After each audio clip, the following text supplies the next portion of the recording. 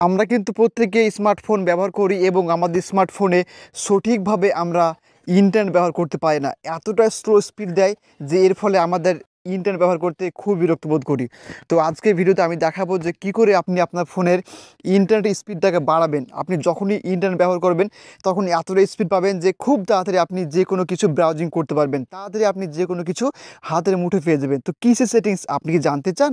তো চলুন আজকের ভিডিও শুরু করে। তো বন্ধুরা, এর জন্য আপনার অ্যান্ড্রয়েড ফোনে ছোট্ট একটা সেটিংস অন করে নিতে হবে। তো সিম্পল আপনারা সেটিংসে আসবেন, প্রথমে সেটিংসে এসে অপশানটি খুঁজে বের করতে হবে। সেটিংসে আসবেন, নিচে এসে আপনাকে ডেভেলপার অপশান খুঁজে বের করতে হবে।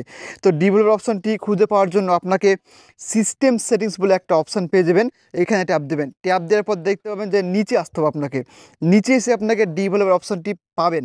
তো এখানে ট্যাপ দেবেন। ট্যাব দিয়ে দেখতে পাবেন যে এখানে অনেকগুলো অপশান পেয়ে যাবেন, আপনাকে খুঁজে বের করতে হবে অপশানটি।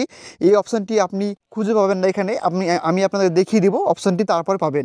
নইলে কিন্তু নিজে কিন্তু অপশানটি খুঁজে পাবেন না। তো ডেভেলপার অপশানে আসার পর নিচে আসবেন, একদম নিচে আসবেন। নিচে এসে এইখানে একটা অপশান পেয়ে যাবেন, লেখা থাকবে mobile data always active. Mobile data always active এই অপশানটি আপনারা পেয়ে যাবেন। এরপর আপনারা এই অপশানটিতে ট্যাপ দেবেন।